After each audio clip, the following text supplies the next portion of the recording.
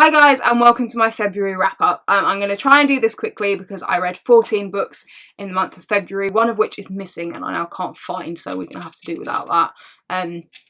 So I'm going to try and do this quickly while telling you guys what I thought about them, so let's just get started.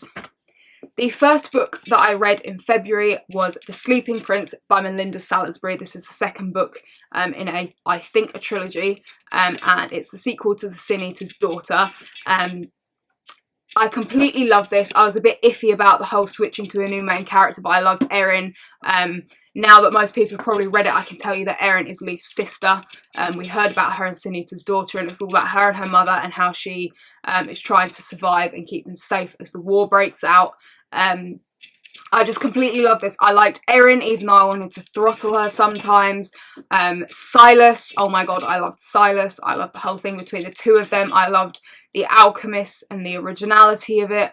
And the ending, there were so many twists that had me going, oh my god. And I couldn't believe it, and the ending, and it was just, oh my god, it's an incredible sequel. It takes Sin Eater's Daughter and steps it up a notch. And I am incredibly excited to see where things are going to go in the next book, because honestly this book just had so many twists and turns and so many threads to it, and it was just brilliant, and I couldn't put it down. I could not put it down, and I'm still not over. The opening of the book broke me straight away because I was like, oh my god, and then the end of the book I was like, oh! But then I have to wait for the next book. So that's not fun. The second book that I read in February was Glass Sword by Victoria Aveyard. I'm wary of spoiling this for people who still haven't read it, so it's an amazing sequel. It's action-packed from the start. It picks up straight where Red Queen left off, throws you straight back into the action, straight back into the world. I continue to love Mare. You see her grow and change in the book. My wish came true. We got to see more of Cal. We got to know him better. And he changed as well over the course of the book, as did Killorn. At times I wanted to smack him one, I really did. We have a whole host of new characters who are like Mare and Shade. So many twists and turns. Maven out-creeps himself. He really does. Moments when you're cheering, and there are absolutely heartbreaking moments in this book. Chapter 26. I'm warning you guys about chapter 26 because you need to know about chapter 26, because that chapter broke me and I was crying. And then there was the end of the book and how it ended and the very last sentence, and I was like, you cannot leave a book like that, you just can't. And in fact it happened to Mare. I just can't, even with how the book ended. And now the wait for the next book. The wait for the next book. Yeah. So that's fun. Review for that is on my blog, and it's very long and very fangirly, but it is spoiler free, so if you want to read it, feel free. The third book that I read in February was Vendetta by Catherine Doyle. This is Shazina and Naz's fault, because they kept saying, oh, it's really good, you need to read it, you need to read it. So I did, and then, you know, I'm restraining myself from buying and reading the second book because technically I'm on a book buying ban, but it's my birthday this month, so I might use birthday money to buy the second. Yeah, I don't usually read contemporary romance. I'm very picky about what contemporary romance I do read. I'm really loving the book. I love the characters. I loved Sophie. I loved Millie. I loved the mystery to it and trying to work out what was going on and what the whole deal was with everyone. I loved the romance. I loved the drama. I loved all the twists. But I'm definitely Team Luca.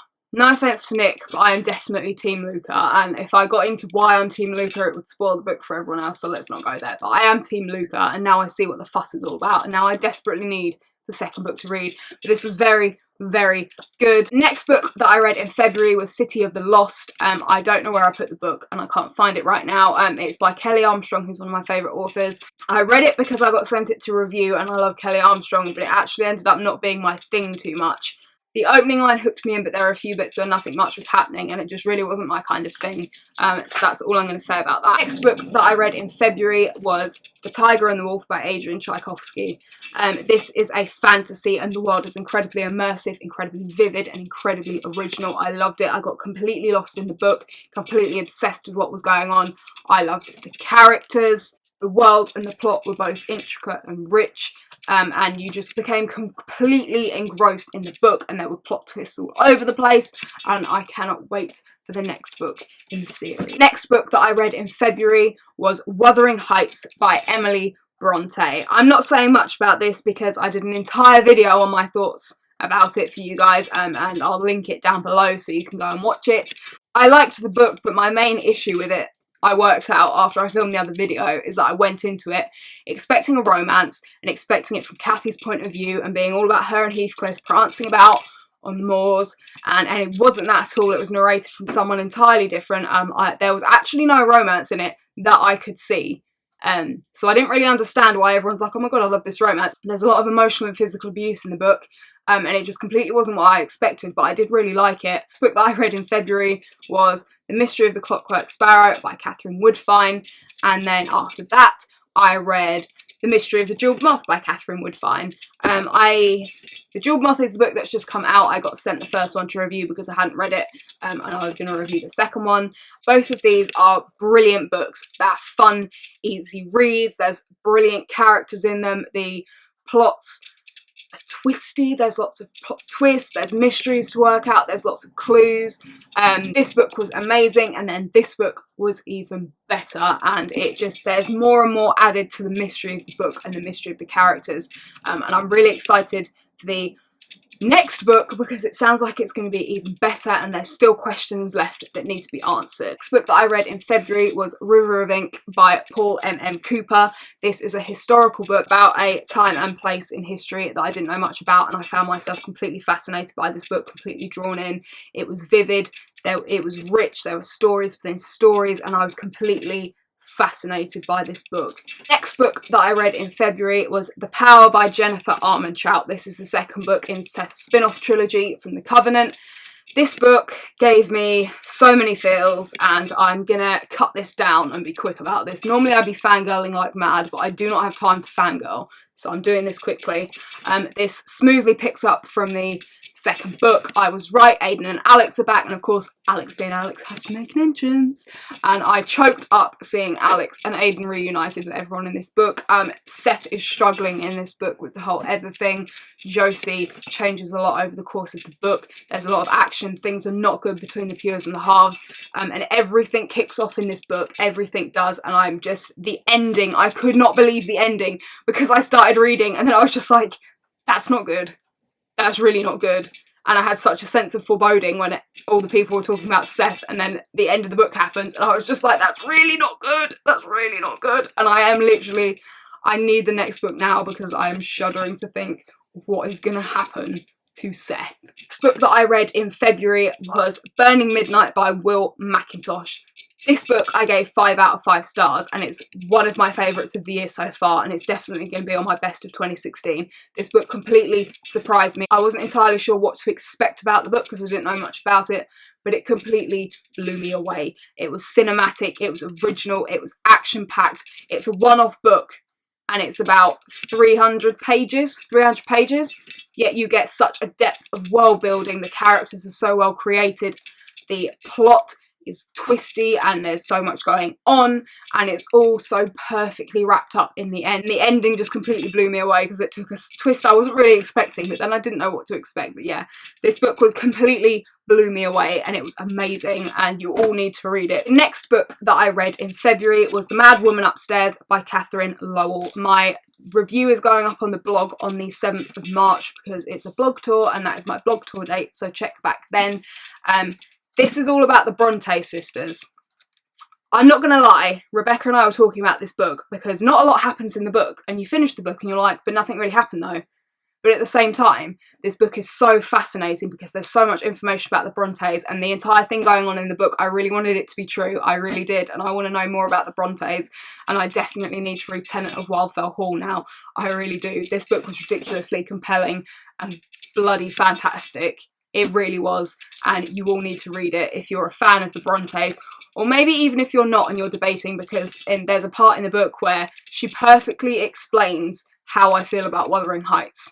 And it gives you an entirely new understanding of the books, as well as giving you more information about Anne Bronte, who's one of the Brontes I did not know much about. I read in February was Morning Star by Pierce Brown. This is the final book in the Red Rising trilogy, and I'm not saying much about it other than that it was absolutely fantastic. It was the perfect finale to the series. I'm sad it's over, but at the same time we're getting a new trilogy, so I'm excited about that. It was action-packed. There was so much going on. It was funny, it was heartbreaking, old characters, appeared, everything was resolved, and I couldn't put it down. I couldn't put it down. The Jackal was even creepier than usual. It was vivid, it sucked you in. Severo is my favourite, and I was completely, oh my god, there are some heartbreaking moments, and there are some surprising moments, and there are so many plot twists. You just need to be prepared, okay? And when bad things happen in this book, just take a deep breath and calm down, and just wait. And wait, and it's usually all fine. The final book that I read in February is Arrow Vengeance by Oscar Balderrama and Lauren Serto. I'm hoping I said those names correctly. I'm not entirely sure. Yeah, so I read Arrow Vengeance as my final book. I got it in right under the wire. Arrow Vengeance is basically season 2 of Arrow, but told from the point of view of Slade, Isabel and Sebastian. It starts off, you get Slade's point of view for one part, Isabel's for another, and then Sebastian's, and then the final part you get all of their points of view put together. So for instance, Slade starts on the Amazo when Oliver and Sarah escape and the Amazo sinks, blah blah blah, and it goes through what happened to him after that happened and how he came to be back in Starling City. And then Isabel shows what happened with her and Oliver's father. Sebastian shows what happened in his childhood and with his father that made him who he is. And then you see everything that happened in season 2 from the points of view of all three, right up until the end and after everything happened, and it offered so much insight into the characters. Basically learn more about all three characters. A lot of blanks from the TV show were filled in, and a lot of things made more sense, and it just completely rounded out the season for me and added new perspective to it, and I found it absolutely fascinating reading from that point of view. Basically, all of the reviews are up on my blog and they're all spoiler free.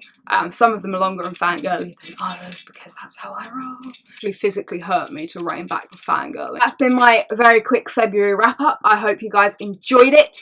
Let me know down below what you read in February, and as usual the social media links will be down below, as will the book depository links and the Goodreads links. I hope you guys enjoyed the video and I hope to see you guys soon.